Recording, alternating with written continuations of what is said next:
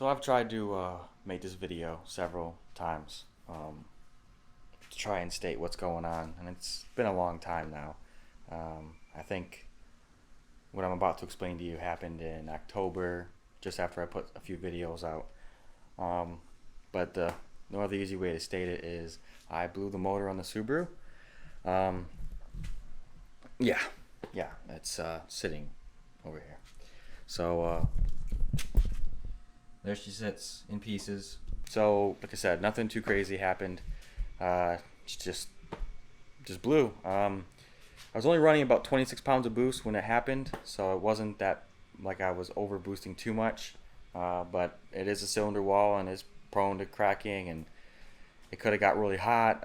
It wasn't knocking or detonation issue because I was running like 1 or 2 degrees over stock timing. So but that could have been whatever. So I'm not too worried about it. I know it wasn't my tuning or anything. It's just a fluke of nature, right? So I'll go into some detail about what my plans are, but we'll talk about that as we look at the car. So like I said, I've tried to make this video several times, trying to decide what information I want about how put out here, and then my wife took a look at my YouTube channel real quick, and she's like, you got a bunch of people that are on there, so just put something out there, explain what the whole process you're going through. So that's not a bad idea. So there's the empty spot the car would sit, and there's the garage. But so far, I'm going through right now the complete engine bay and redoing everything that I possibly can. And what I mean by that is all the wiring. So all the main wiring coming out of all the grommets here. This one here, there's one down there. I'm going through and I'm either going to rewire it or retape it or both. So as you can see, I put this new, it's like a heat resistant, abrasion resistant loom, but it's one that I can cover over it, but it's overlapped a few times. And with that, I'm also using this. So I'm using this Maxwell tape. It's basically just cloth tape. It's pretty cool. It's nice for the stuff here. But like I said, I'm going through and I'm redoing all the parts where I know there might be some issues. Gone through and I've done my relay here, and I've wrapped it from the grommet. This is the relay. It's going to run all my accessories like my gauges and stuff.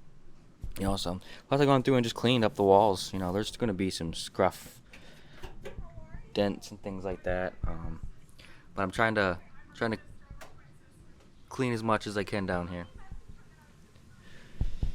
So that's all. Nothing too crazy here. If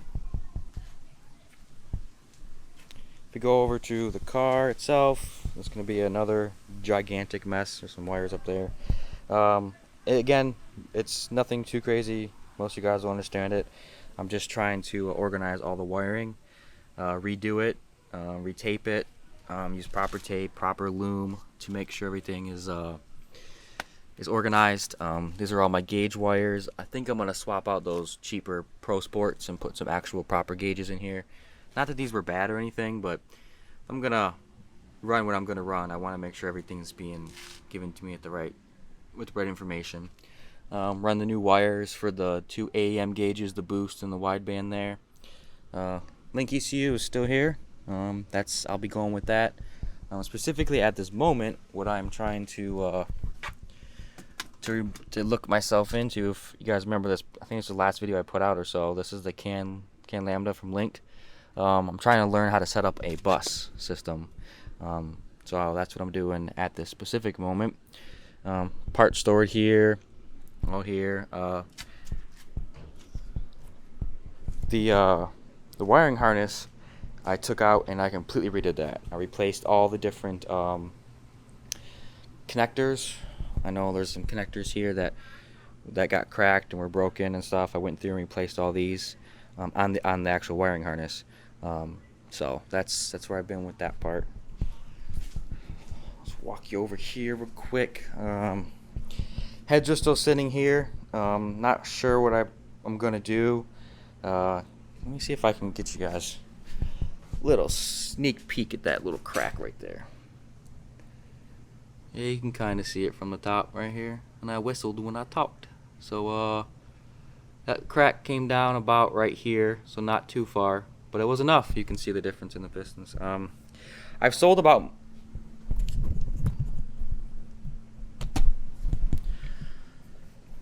I've sold the majority of parts and extras that I had from the engine. I still got a few things I'm trying to get rid of just to make some extra cash to buy some new stuff. So that's kind of what I'm doing on the side. Fortunately, there is no plan for me, and I'm going to set this camera down because I'm going to talk for a second. There is no plan for me to buy an engine right now, right away.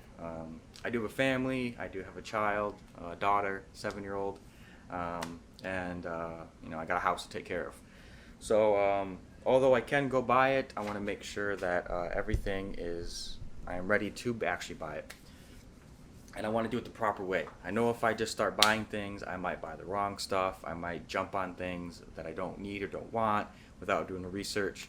So I think giving myself this, about a year is what I plan to do. About a year before I start purchasing like on a regular basis. It'll give me time to research, do my due diligence, make sure I have all the right stuff that I would need. I keep looking at the dang LCD screen instead of the camera, so I got used to this shit again.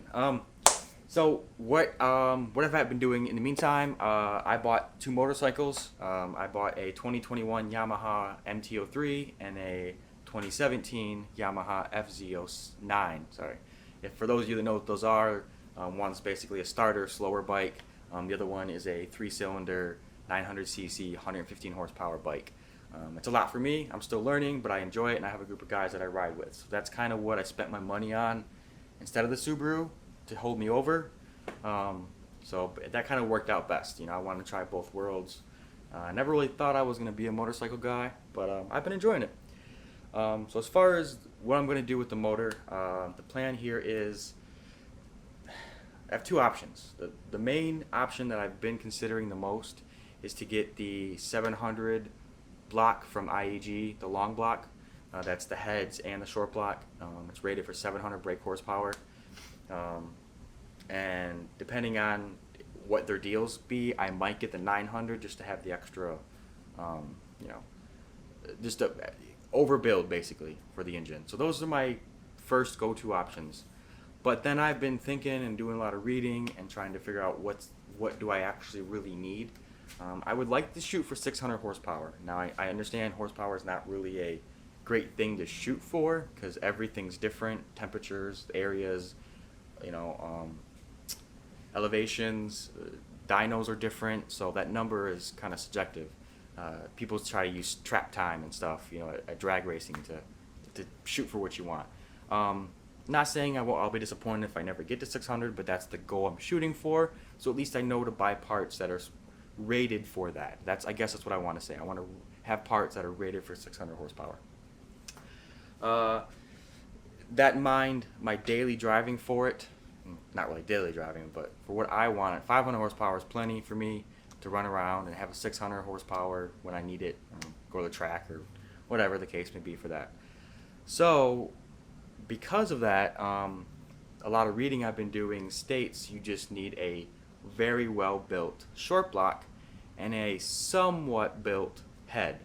So stock heads can do 600 horsepower, they can do it. Maybe not reliably and maybe not for a long time. Maybe they can, but they're capable of doing it without too much issue.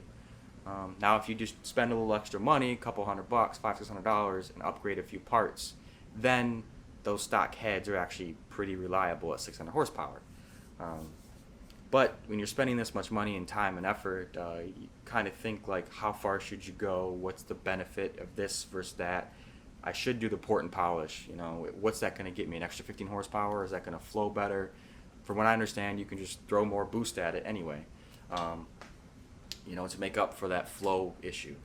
So there's a lot of things that I'm trying to juggle with in my decision. Now that I've done more research, I'm leaning more towards just buying a short block, like the Magnum block, I think it's called, from IAG, and then just having the heads refreshed and those B-springs put in, and whatever small things, valve guides, those small things that need to be upgraded. and then running that for now. So besides that, and I guess this will kind of make a decision on which way I go. What do I do with the turbo? Do I go rotated or stay stock location? Um, so there's a few ways to go with this, and since I'm kind of building everything, I can have that option versus somebody who's trying to cram a bigger turbo in a stock location area that hasn't done a lot of the work that I've done. It makes it difficult. Like in my case, I'll raise the intake runner or the intake manifold a little bit to fit the turbo in, different things like that I can do to play with it.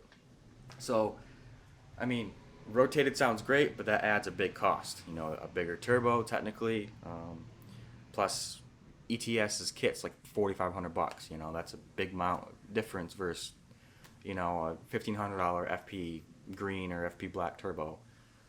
So I don't know. I'm trying to figure out what to do there. So that's the other thing. Everything else will be done.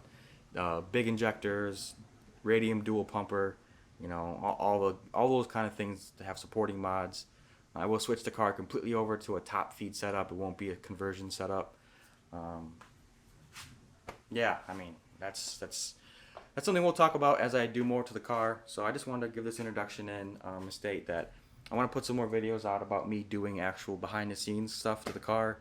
Kind of show you some different things that I'm learning with the wiring and whatnot. Show you my pattern and how I'm doing everything. And I'll try to get to the Cobb stuff. It's not that I want to sway to it, but with a broken car, it's hard to actually show you guys data. So I might have to go through some of the logs and apply that stuff. So I'll look into it, but I do want to start putting some more stuff out, weekly if I can or something. I don't know.